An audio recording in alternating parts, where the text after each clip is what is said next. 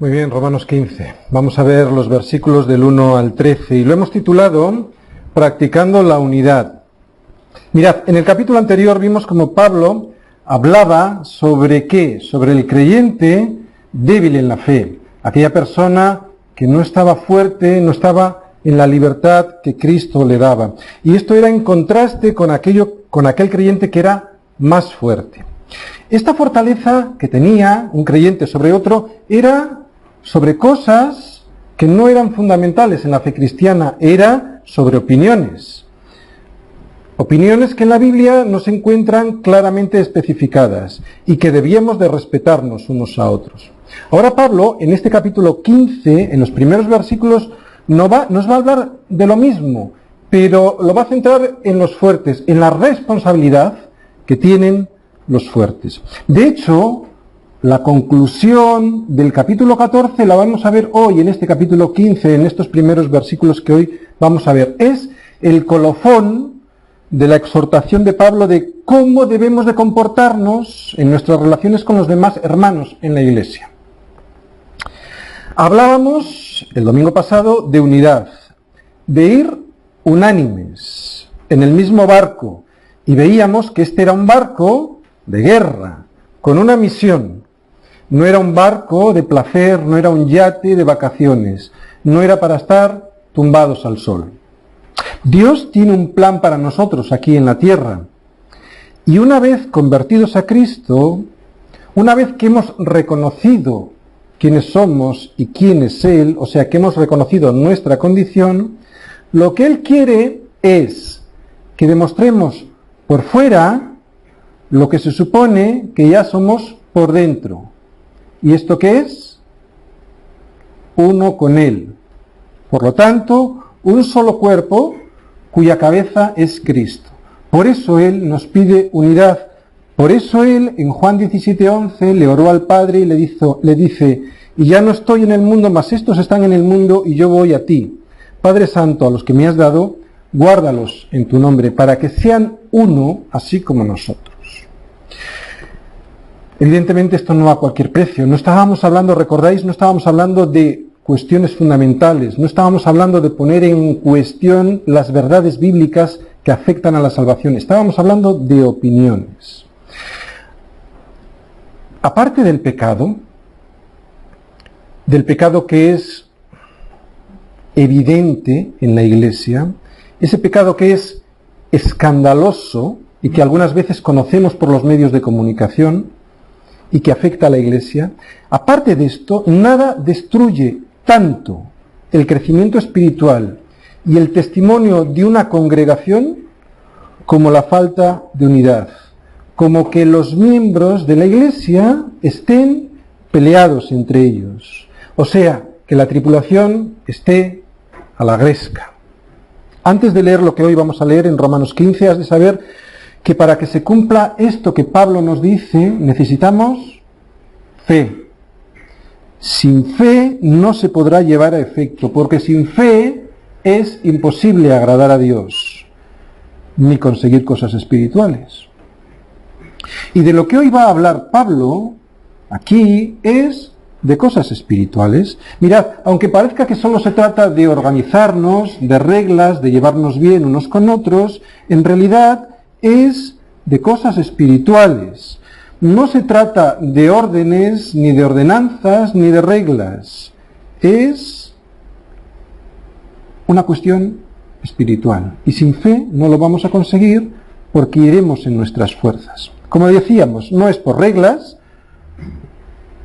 ¿Por qué? Porque esto no es un club. Cuando entramos en un club, ¿qué nos hacen firmar? Lo primero que nos hacen firmar es unas reglas de comportamiento, unas normas. No es por normas. Como todo en la Escritura es por fe en su palabra. Es la única manera en cómo vamos a conseguir esto que hemos expresado antes en la película, la unidad en la misión. Y nuestras fuerzas, hermanos, es imposible. Y muchas veces es lo que falta en la iglesia. Fe en esto que el Señor nos está contando, en este caso en la epístola en la carta de Pablo a los romanos.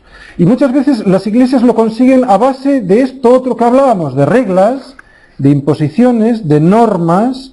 O sea, una iglesia que funciona como un buen negocio, ¿no? Con una buena organización y una buena orientación, con normas para llevarse bien. Sin embargo, la Escritura siempre nos dice que sin fe es imposible, y además que de nada nos vale. En uno de los pasajes o uno de los capítulos que más fuertemente habla sobre la fe está en Hebreos 11, ¿os recordáis? El Salón de la Fama. Allí vemos cómo esos héroes de los que el escritor de Hebreos nos habla, vemos cómo consiguieron cosas extraordinarias.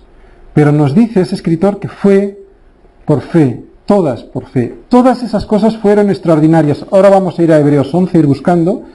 Todas fueron extraordinarias, aunque todas no fueron del agrado.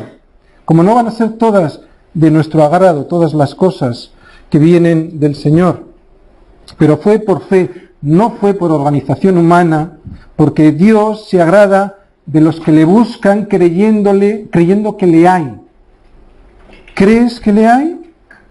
Sabes, mira, sin fe no hay galardones aquí en la tierra, no los hay, y tampoco serás salvo en el cielo.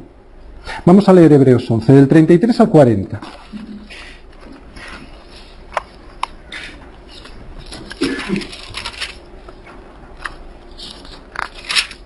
Dice que por fe conquistaron reinos, hicieron justicia, alcanzaron promesas, taparon bocas de leones, apagaron fuegos impetuosos, evitaron filo de espadas, sacaron fuerzas de debilidad, se hicieron fuertes en batallas, pusieron en fuga ejércitos extranjeros, las mujeres recibieron sus muertos mediante resurrección, mas otros fueron atormentados, no aceptando el rescate a fin de obtener mejor resurrección.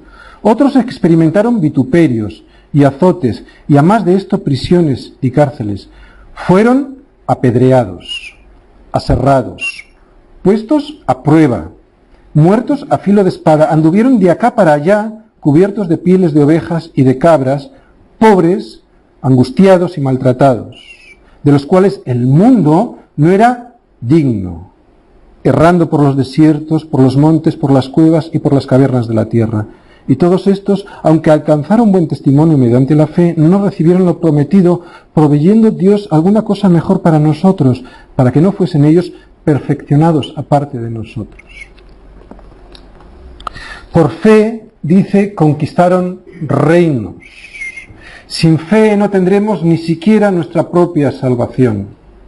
En esta parte de Romanos 15 que hoy vamos a ver, Pablo nos sigue enseñando acerca de la unidad. Por eso hemos titulado Practicando la unidad. Y nos va a enseñar unos principios cristianos para alcanzarla. Uno de ellos es agradarnos unos a otros. Y otro es regocijarnos unos con otros al ver el plan de Dios que se cumple en nuestras vidas. Mira, recuerda que no vamos a hablar hoy aquí de normas, ni de reglas, ni de organización de la Iglesia, sino sobre nuestra obediencia a Cristo a través de su palabra. El primer principio que vamos a ver en estos versículos es el de agradarnos unos a otros. Teniendo, primera característica que vamos a ver 6 características de los 6 primeros versículos. Primera característica, teniendo en cuenta al otro. O sea, ¿cómo debemos de agradarnos? En primer lugar, teniendo en cuenta al otro, al hermano. Leemos la primera parte del versículo 1. Así que los que somos fuertes debemos soportar las flaquezas de los débiles. Este creyente maduro, que tiene la libertad para hacer lo que la Escritura no especifica como contrario y que en su conciencia está seguro de agradar a Dios y de darle honra, cuando hay un hermano que es débil en la fe y que podría serle piedra de tropiezo, esa actitud evita ejercer esa libertad que tiene en Cristo, para así que, dice ahí, para soportar su flaqueza.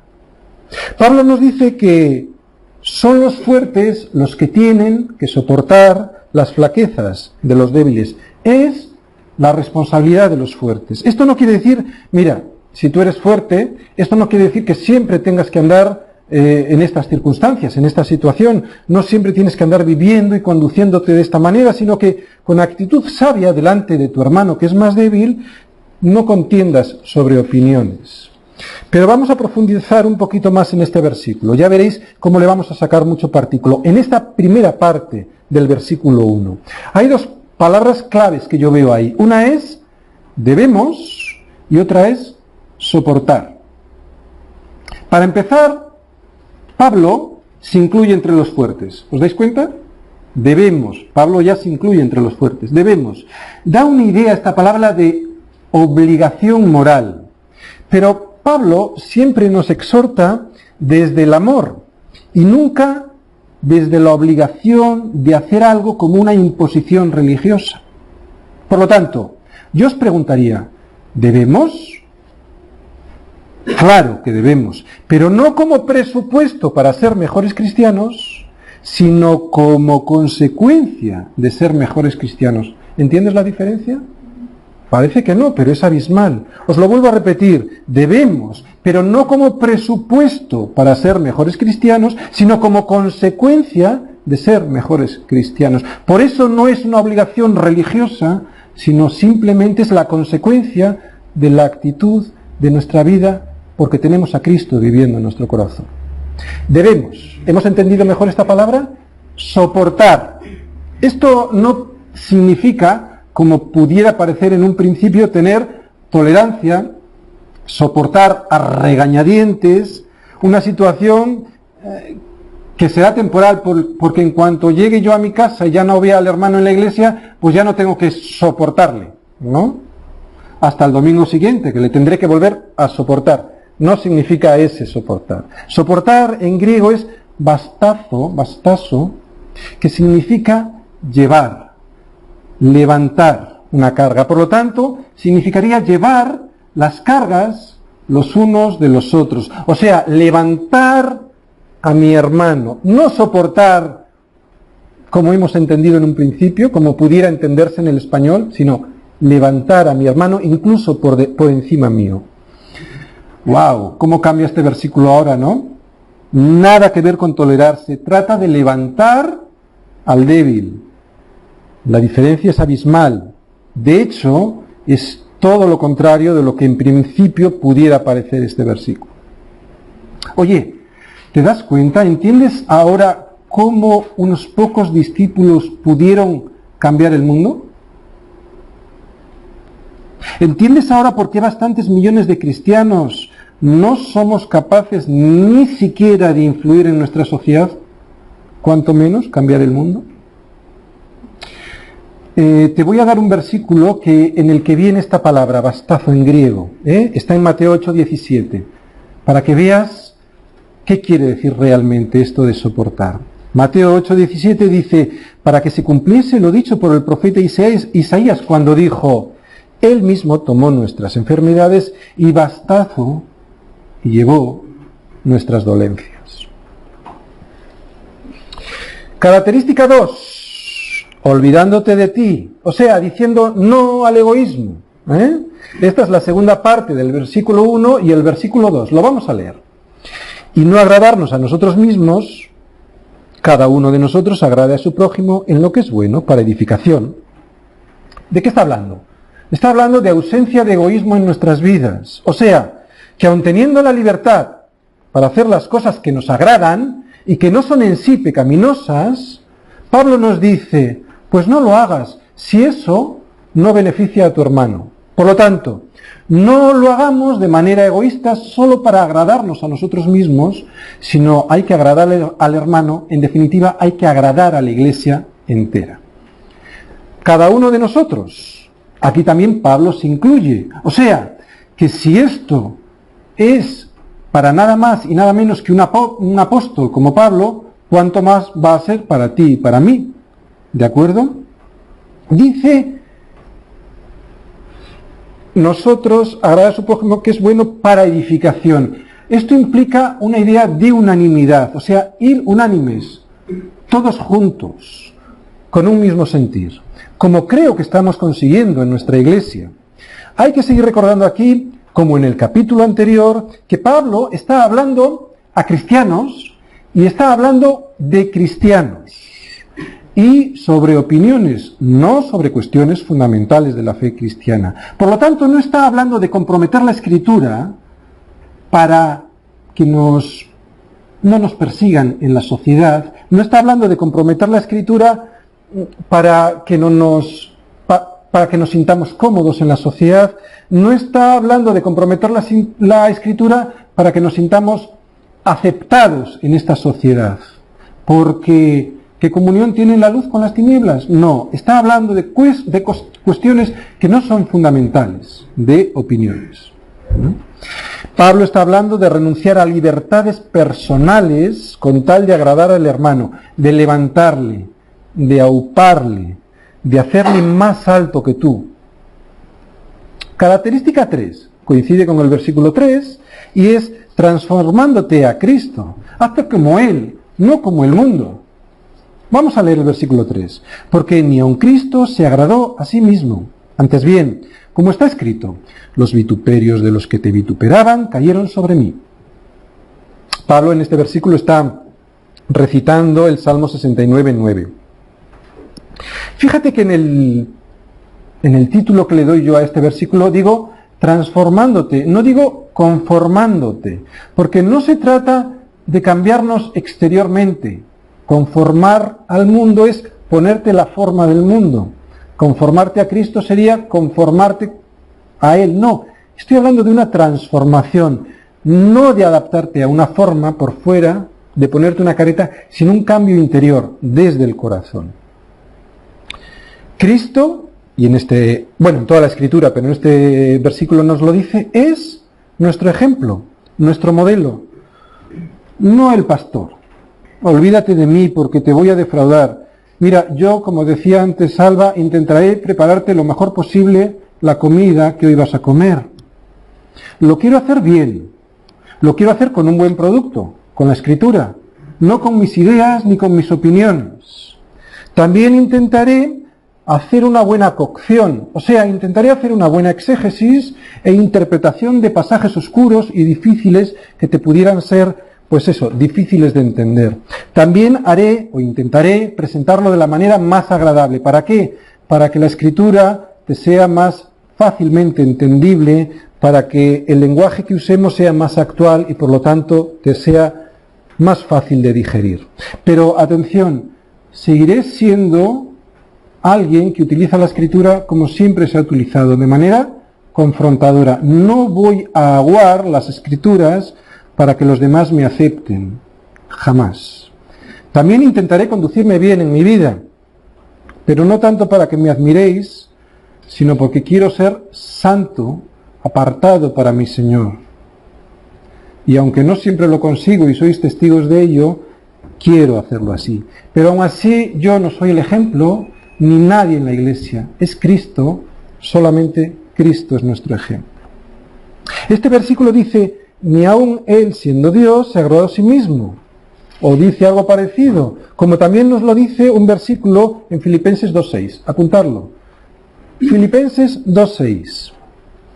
El cual, siendo en forma de Dios, está hablando de Cristo, no estimó ser igual a Dios como cosa a que aferrarse, sino que se despojó a sí mismo, tomando, forma de siervo, hecho semejante a los hombres, y estando en esa condición, en la condición de hombre, se humilló a sí mismo, haciéndose obediente hasta la muerte de cruz.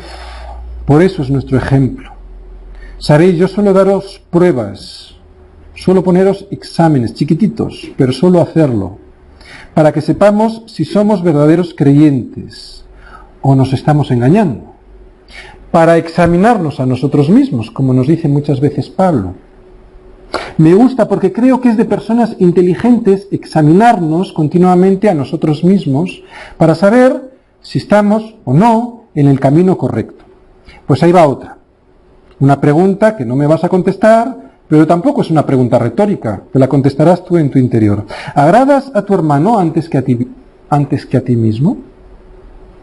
Porque agradar a tus hermanos antes que a ti mismo te distinguirá como un verdadero creyente. Eso significará que estás hecho y transformado a la imagen de Cristo. ¿Eres capaz de renunciar a tus derechos para que tu hermano se sienta arropado, elevado, sostenido? ¿Sabes? Teóricamente eso es lo que hiciste cuando creíste en Él, y por lo tanto fuiste ya justificado, y también cuando llegó el momento de hacerlo público, que fue el bautismo, cuando te enterraste y levantaste como un ser humano nuevo, allí renunciaste a tus derechos clavándolos en la cruz, para que fuera Él quien gobernara tu vida. Solo lo recuerdo. Otra característica, la cuarta, coincide con el versículo 4 y yo la he titulado Obedeciendo a la Escritura, que en realidad es obedecer a Cristo. Este versículo dice lo siguiente: porque las cosas que se escribieron antes para nuestra enseñanza se escribieron, a fin de que por la paciencia y la consolación de las Escrituras tengamos esperanza. Esta cuarta característica nos llevará a agradarnos unos a otros como lo hizo Cristo. ¿Y cómo es la sumisión a las Escrituras? Me preguntarás. ¿Cómo puedo yo estar sometido a las Escrituras? Pues mira, nunca jamás será una sumisión obligatoria. Siempre es una sumisión voluntaria. Y sin reservas, las dos. Es voluntaria y sin reservas, en definitiva, sin quedarte con algo de tu vida guardado para ti. Y esto, si lo haces así, producirá enseñanza, paciencia y consolación. Mirad, vamos a leer 1 Corintios, también apuntar 10, del 6 al 11. 1 Corintios 10, del 6 al 11. Pablo aquí nos dice que eso, como toda la Escritura, está escrito para que nosotros no volvamos a caer como lo hizo Israel. Esto es un recordatorio, o sea, las Escrituras son también un recordatorio. En este caso, lo de Corintios es un recordatorio de Pablo a la iglesia de Corinto. Y les dice que esto sucedió en el Éxodo como ejemplo para nosotros. Vamos a leer 1 Corintios 10.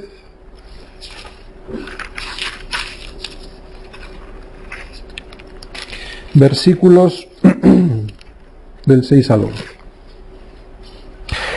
Dice Pablo a Corinto: mas estas cosas sucedieron como ejemplos para nosotros, para que no codiciemos cosas malas como ellos codiciaron, ni seáis idólatras como algunos de ellos, según está escrito. Se sentó el pueblo a comer y a beber y se levantó a jugar. Ni forniquemos como algunos de ellos fornicaron y cayeron en un día 23.000.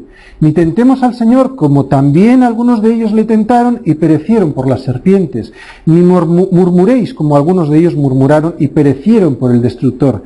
Y estas cosas les acontecieron como ejemplo. Y atención, es lo que yo os quería decir, y están escritas para amonestarnos a nosotros, a quienes han alcanzado los fines de los siglos. Sigue diciendo: y a quienes piensan que están firmes, miren que no caigan. Por eso están escritas estas cosas, ¿vale? Enseñanza. Primera característica que vemos aquí de obedecer a la Escritura, ¿qué produce en nosotros? Enseñanza. Cuando Pablo se refiere a las cosas que se escribieron antes, se está refiriendo al Antiguo Testamento, porque en ese momento el Nuevo Testamento todavía no estaba compuesto. Chicos, ¿aprender qué es? Una bendición. En nuestra iglesia está lleno de estudiantes, de universitarios. Es una bendición. Aprender es una bendición. Pero vosotros, mejor que nadie, sabéis que para aprender tenéis que poner algo de vuestra parte, ¿verdad? Es esfuerzo y paciencia. Paciencia. Es algo que nosotros tenemos que poner. ¿Qué sería paciencia? Es la fidelidad al Señor, pase lo que pase. En cualquier circunstancia tenemos que tener paciencia, o sea, fidelidad. Y atención, esto no solo de nosotros, también el Señor nos da paciencia porque nos da consolación a través de la Escritura. ¿Para qué? Para que con la consolación tengamos más paciencia. ¿Y esto para qué? ¿Para qué tener enseñanza, paciencia y consolación? Pues finalmente para obtener esperanza. Algo que el mundo sabemos que no tiene y por eso anda como anda, perdido y desesperado. Por tanto, esperanza y Escrituras son inseparables. No existe esperanza en este mundo sin las Escrituras, que es Cristo. Porque las Escrituras, desde Génesis a Apocalipsis, hablan de Cristo. Dios nos ha concedido su revelación y teníamos que estar gozosos y contentos todos los días de esto. Nos ha concedido su revelación a través de las Escrituras. Y estas nos dan esperanza. ¿Esperanza en qué? En que Cristo regrese y mientras tanto esta esperanza hará que mi vida se conduzca por los límites que Dios tenía establecido para mi vida. O sea, que yo vuelva al origen, en lo que era, en su idea Dios conmigo, ¿no? Para que yo siga los planes que Dios tenía para conmigo y no me ande perdiendo en mis propias opiniones que me llevaban a la perdición. Vamos a pasar de versículo y vemos la característica número 5 en el versículo 5. Yo lo he titulado esto depende de Dios, o sea, no depende de nosotros. Y vemos una palabra clave en este versículo, de. Vamos a leer el versículo 5. Dice, pero el Dios de la paciencia y de la consolación os dé entre vosotros un mismo sentir según Cristo Jesús. Os dé. ¿Qué veis ahí? ¿Qué es? Un regalo. Es un regalo después de obedecer, claro. ¿Obedecer a qué? Pues a soportar, a llevar, a levantar a mi hermano, porque de eso es de lo que estamos hablando ahora en este capítulo. Obedecer a eso. ¿Quieres que Dios nos dé un mismo sentir en nuestra iglesia? Pues soporta, levanta, anima a tu hermano. ¿Y todo esto para qué? Pues como hemos dicho, para tener un mismo sentir. Y desde luego esto será bueno para nosotros. El tener un mismo sentir es bueno para nosotros. Esto es una gozada, pero en realidad es Dios quien lo consigue en nosotros. No nosotros por nuestras fuerzas, porque no nos soportaríamos. Por eso en realidad queremos un mismo sentir, y aunque es bueno para nosotros, queremos un mismo sentir para darle la gloria a Dios. Y es lo que nos dice en el siguiente versículo, en la característica número 6, y todo para darle la gloria a Dios, no a nosotros. Dice el versículo 6, para que unánimes a una voz glorifiquéis al Dios y Padre de nuestro Señor Jesucristo.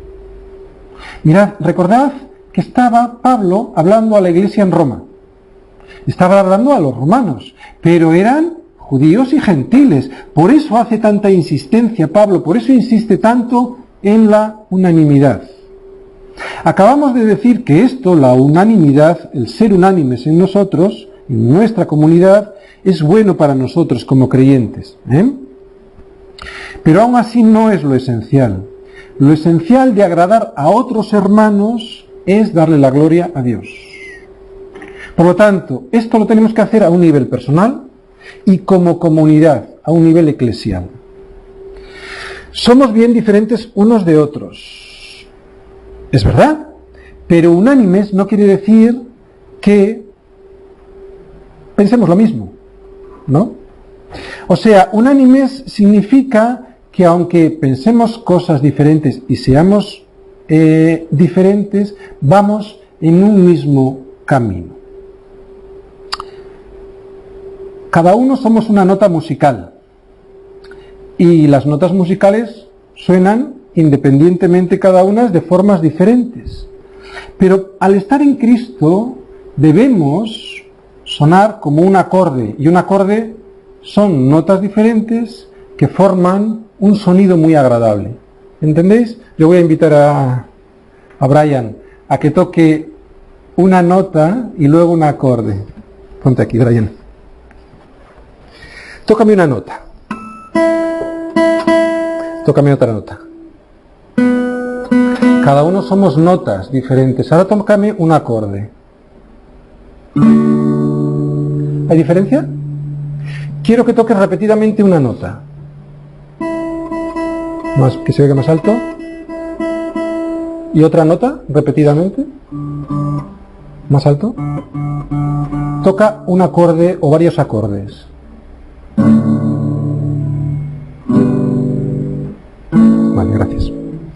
Gracias. Os dais cuenta, ¿no? Unanimidad no significa igualdad. De hecho, una melodía que se compusiera con una sola nota no sonaría muy bien que se diga, ¿no? Principio 2. Regocijarnos.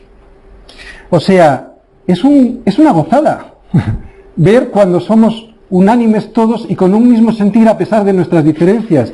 Yo lo he puesto regocijarnos unos con otros al ver que este plan de Dios se cumple en nuestras vidas. Entonces es cuando sientes un gozo increíble, porque sabes que a pesar de nuestras diferencias, tenemos un mismo sentir. Vamos a leer el versículo 7, dice, por tanto, recibíos los unos a los otros como también Cristo nos recibió para gloria de Dios. Este versículo es como un resumen de todo el capítulo 14 y de los primeros versículos del versículo 15, ¿no? Aquí Pablo ya no menciona a dos tipos de creyentes, los fuertes y los débiles. No, está hablando por igual a los fuertes y a los débiles, tanto a gentiles como a judíos. Todos los creyentes están llamados a recibirse los unos a los otros. Recibir, aceptar, ayudar, levantar, cargar unos con los otros. Esto da la gloria a Dios. Esto fue lo que transformó al mundo. Esto fue lo que transformó al mundo. El mundo antes de Cristo no conocía de este amor, de esta entrega, de la que Él, nuestro Señor, fue ejemplo. El mundo pretende caminar al revés de lo que en este versículo se nos enseña, incentivando ¿qué? Nuestro egoísmo, nuestro individualismo, animando el campeón que hay en ti. Nada que ver. Es todo lo contrario. Pablo nos recuerda que olvidarte de ti mismo para recibir a tu hermano, sea fuerte o sea débil, y llevarle, soportarle, levantarle sobre el suelo para que pueda caminar mejor, eso le da la gloria a Dios. Una congregación en la que sus miembros siempre se están juzgando unos a los otros con peleas y divisiones. En una congregación así, lo que está dándole al mundo son razones para no creer en Jesucristo. Y de esa manera rechazarían al único que puede salvarles. Una congregación que no entiende la palabra de Dios porque no escucha al Señor a través de la Escritura, irá deslizándose poco a poco por caminos peligrosos. Este versículo dice, como también Cristo nos recibió para gloria de Dios. Oye, ¿y cómo nos recibió Cristo? Apuntad. Primera palabra, gozosamente. Oye, ¿os acordáis? Porque tuvimos una predicación sobre el gozo de Dios en Lucas 15, ¿os acordáis? La parábola del hijo pródigo que se había perdido. Todo Lucas 15 está hablando de lo mismo, con tres parábolas diferentes. La oveja perdida, la moneda perdida y el hijo que se perdió también. ¿Qué pasó cuando fueron encontrados tanto la oveja como la moneda como el hijo? Gozo del padre, de la señora que se había perdido, de la mujer que había perdido la moneda, del pastor que había perdido su oveja, y llamó a todos los que pudo para celebrar con todos, ¿qué? El gozo que tenía. Por lo tanto, ¿cómo nos recibió Cristo? Con gozo. ¿Cómo tienes que recibir a tu hermano? ¿Cómo nos recibió Cristo? Gozosamente. Nada más que explicar. Punto 2. Hay que recibirle como nos recibió Cristo, a pesar de nuestro pecado. También en Lucas 18, en los versículos del 9 al 14, vemos la parábola del fariseo y del publicano. ¿Os acordáis? ¿Quién descendió a su casa ya justificado? El pecador, pero que se reconocía pecador, el publicano, no aquel fariseo que se justificaba pensando que era mejor que nadie. Por lo tanto, nos recibe a pesar de nuestro pecado. ¿Cómo has de recibir a tu hermano? Gozosamente y a pesar de su pecado, porque así nos recibió Cristo. Otra característica de cómo nos recibió Cristo. Imparcialmente. Esto quiere decir que Dios no hace acepción de personas. Por lo tanto, ni tú ni yo podemos hacer acepción de personas de manera imparcial. ¿Y todo para qué? Como decían los reformadores del siglo XVI, soli Deo gloria. Todo para la gloria de Dios. No para la tuya ni para la mía, para su gloria. Bien, ¿recordáis el título? Practicando la unidad. Por eso, ahora en esta sección que vamos a ver, lo he titulado La unión de los gentiles y los judíos. No está ahí puesto, pero Pablo lo que intenta ahora con los versículos que vienen es explicarnos que tanto los gentiles como los judíos debieran de estar unidos en un mismo propósito. Pablo utiliza unas ilustraciones bíblicas en estos versículos. ¿De dónde? Pues del Antiguo Testamento, que es lo que tenían en aquel momento, para ayudar a los cristianos judíos, fijaros lo que digo, a los cristianos judíos a aceptar a los cristianos gentiles. Sigue con el mismo tema, es la unidad, practicando la unidad. Pero ahora especifica un poquito más. Ahora apoya con las escrituras del Antiguo Testamento esta idea que les está intentando enseñar a la Iglesia de Roma. Les intenta enseñar que la unión entre judíos y gentiles no fue una casualidad, ni fue una idea de los apóstoles, sino que ni siquiera fue una estrategia de ellos, que no estaba al margen de las escrituras. Les trata de enseñar que esto ya venía predeterminado en las escrituras. Versículo 8. Pues os digo que Cristo Jesús vino a ser siervo de la circuncisión para mostrar la verdad de Dios, para confirmar las promesas hechas a los padres.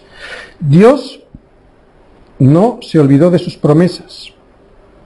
¿Por qué? Porque envió a su Hijo.